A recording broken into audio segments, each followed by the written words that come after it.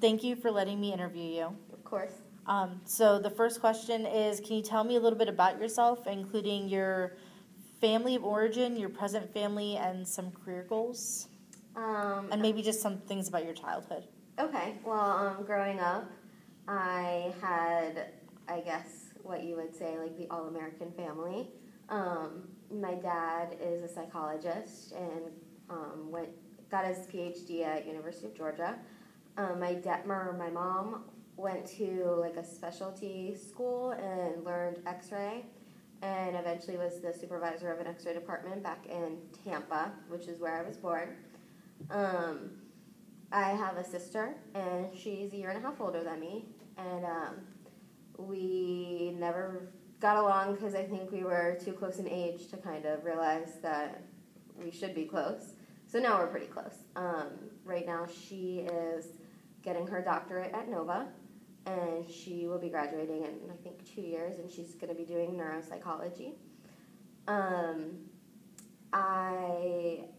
Growing up in Tampa, we weren't, like, super well off. My dad was building his practice. He's now in private practice, and it took a while to build. Then we moved to Clearwater, and that's when I started really getting into like psychology and school and everything. So I knew I wanted to do something like that when I graduated college or high school, everything like that. So higher education was always pushed in my family. It was kind of like no question about going to undergrad. But after undergrad, I waited 3 years to go back to school. And for those 3 years, it was kind of like I was, quote unquote, the failure in the family, because my sister she got a master's in like medical science or something at USF, and then went and got her PhD. So just having a bachelor's never really felt good enough. So then I went back to school, but I wanted to. I just needed to do it when I was ready. Mm-hmm. So that's why it took so long. And initially I wanted to do private practice, but after like gaining so much experience in this program, definitely want to work with addicted clients, and then in the future, way down the road, do private practice. Those are pretty much like my goals, if everything turns out perfect. Right now I live with my boyfriend. We've been together for almost 7 years, and he's Catholic and I'm Jewish, so there's kind of a diversity there, but I think we work well together, and there's never really been any conflict like in our relationship because of that. And we have my cat, who on Friday will be 16, so that's amazing, and I love her.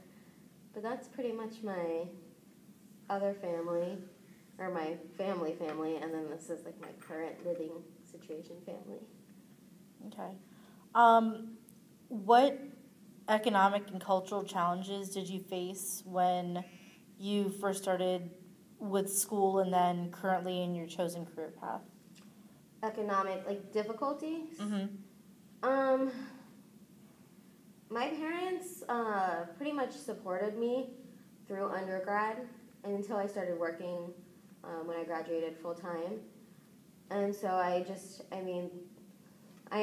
they bought a house when I was in undergrad for an investment, and obviously that didn't work out as an investment, so I'm still living there. I pay rent, but not anywhere close to real rent, just kind of to cover utilities.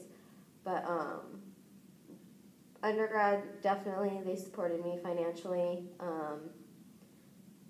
Now I'm more financially independent as far as like paying for all my stuff that's not like including car and cell phone. So I'm not financially independent by any means. They're just helping me out because I'm in school.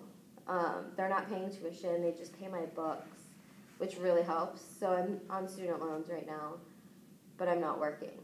So, and they suggest I get a part-time job, but they're not pushing for it, which is very nice for me right now. But once I graduate, that'll be done. So. Okay.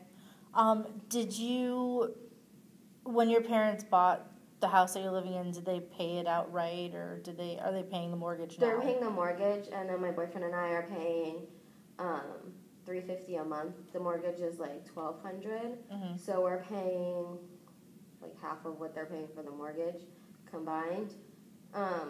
Eventually, they want to try and sell it, but they're also thinking maybe one day they'll just put it like in our name and we'll buy it from them once I have money, and then we'll be able to have like that in our name. But yeah. Okay. How often do you engage in like social or leisure time activities? And what kind of activities are they? I mean, pretty often, like my boyfriend and I will go and like just have dinner. Maybe like once a week we try and go to like Buffalo Wild Wings or at 60-cent wings. But we'll also try and go out at least like once a weekend night with friends. Maybe go out for a couple of drinks. Just things like that. But a couple times a week we'll try and do something fun just to break away from work and school because he's working full time. Can you tell me about some wellness things that you do for yourself and how often you do them? I try, like, every night for myself. Sometimes I just need my alone time where I'll just, like, read or just watch my reality television shows to get out of, like, my mindset of school and all that stress. We like to go and just spend time together, which for me, like, my relationship with my boyfriend is like one of the most important. So making sure that we set aside time every week for just the two of us. And then even at night, just kind of being able to talk to him about what's going on from our days and just catching up. And then we like to just, or I should say more I like to just kind of, I don't know, relax. Recently we went canoeing, so something like being outside I've actually started really enjoying because I'm like in nature. It's nice.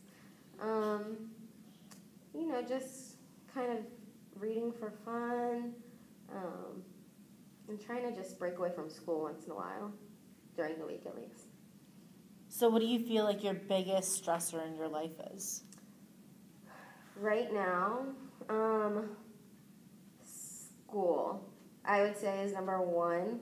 Just not that I don't have the time to do things, but everything that we do in this program takes so much, like, I don't want to say thinking, but so much of myself to put into, like, assignments and things. Like effort. Effort, but not, like, physical effort. Like, actually getting in the mindset to do things because it's, like, you really have to dig deep sometimes. And going there can be stressful, and it can be kind of intimidating to find out, like, what you're going to get from something.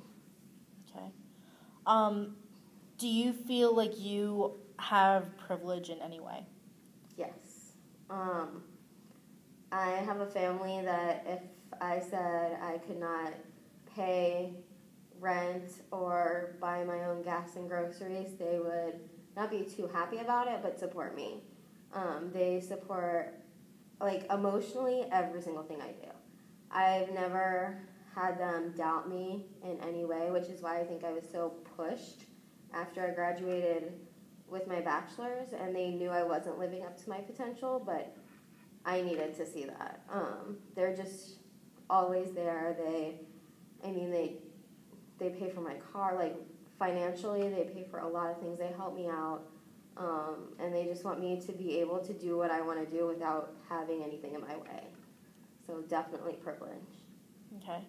Can you give me, like, 2 or 3 aspects of your life that you feel dissatisfied with currently?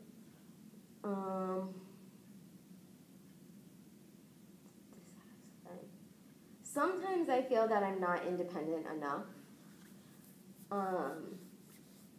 And it's tough because I could be, but I think I'm just more devoted to, like, doing, like, volunteering in the clinic, things like that, like, and I don't want to jeopardize putting school on the back burner for a part-time job that I'm not going to be interested in. So, I mean, financially, it would be nice to be able to pay the mortgage on our house, but I know that'll come in time. Dissatisfied. There's, like, the relationship between, like, me and my boyfriend's parents has gotten a little different lately, and it stresses me out with, just, I've been seeing them more often than I wanted to lately, so it's dissatisfying that I'm feeling that way with that part of my relationship. Okay. Yeah. You had mentioned that you go out to leisure activities a couple times a week. Yeah. And you'd also mentioned that you're currently not working. Yeah. So how do you finance different things? I was on unemployment up until about a month ago because I was let go from a full-time assistant manager position that was completely unfair. It's a long story, but basically they had no reason to let me go, and we tried to dispute it. I mean, we even went like as far as filing a claim with an attorney because it was just, there was harassment involved, things like that, HR. So from that, I got unemployment for about a year and a half, which was extremely lucky for me. So I had been using that, and then I used that for all my finances. And then currently, I mean, we've started watching what we're spending because I'm not getting that money anymore. So just really money I've saved up over the past from when I was working. I've definitely cut down on like my shopping and things like that from past when I had a job. And then just trying to do student loans. And then my boyfriend works, so he'll try and take me out at least once a week. So do you sometimes feel like you engage in frivolous spending? Absolutely. Can you tell me some of those things? I mean, yeah, we'll like go grocery shopping, and then I'll be like, oh, I don't feel like eating whatever we have in the house, so we'll go out to dinner. I'll just want to go out for a drink, which is ridiculous. It's so expensive. You might as well just stay in. Yeah, I mean, I've definitely cut back on shopping, like for clothes and things like that, but there are times where I'll splurge on like non-essential clothing. And yeah, I mean, it's pretty much just like the going out to dinner and going out for drinks and then shopping for clothes, but I'm toning it down. Okay. I just wanted to say thank you for letting me interview you again. Absolutely. And I greatly appreciate it. No problem.